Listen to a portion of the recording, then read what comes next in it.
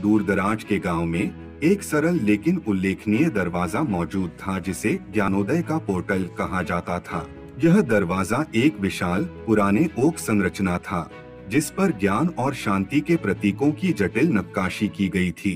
गांव के बुजुर्गों और दार्शनिकों का मानना था कि इस दरवाजे के पीछे एक पवित्र कक्ष है जहां व्यक्ति ज्ञान और आध्यात्मिक विकास प्राप्त कर सकते हैं। पीढ़ियों से दूर दूर से लोग जीवन के गहन सवालों के जवाब पाने की उम्मीद में गांव की यात्रा करते रहे हैं।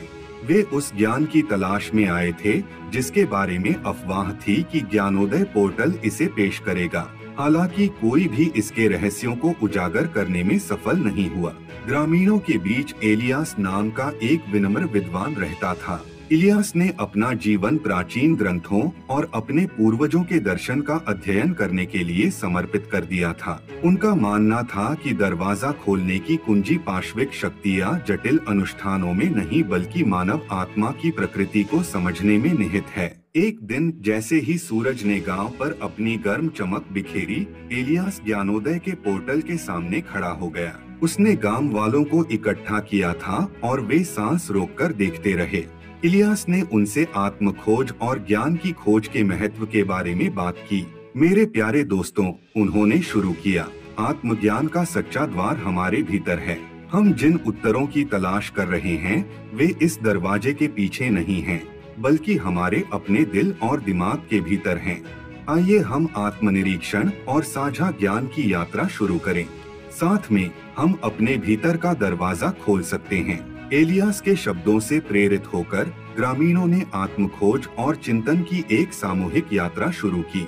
वे सार्थक चर्चाओं में शामिल हुए, अपने जीवन के अनुभव साझा किए और अपने बुजुर्गों की कहानियां सुनी। उन्होंने एक दूसरे से सीखा और जैसे जैसे उन्होंने सीखा, गांव में बदलाव आना शुरू हो गया।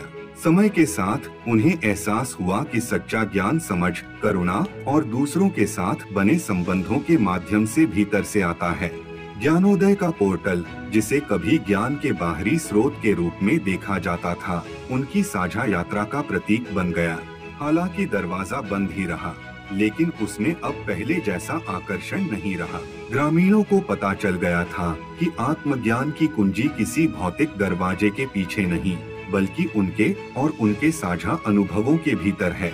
गांव ज्ञान और करुणा के समुदाय के रूप में विकसित हुआ और निकट और दूर दूर से लोग दरवाजा खोलने के लिए नहीं बल्कि प्रबुद्ध ग्रामीणों से सीखने के लिए आते थे। इस साधारण गांव में आत्मज्ञान का सच्चा अर्थ दिल और दिमाग की एकता में पाया गया। एक ऐसी यात्रा जिसके लिए किसी जादुई दरवाजे की आवश्यकता नहीं थी, बल्कि साझा ज्ञान और मानवीय संबंध की शक्ति की आवश्यकता थी।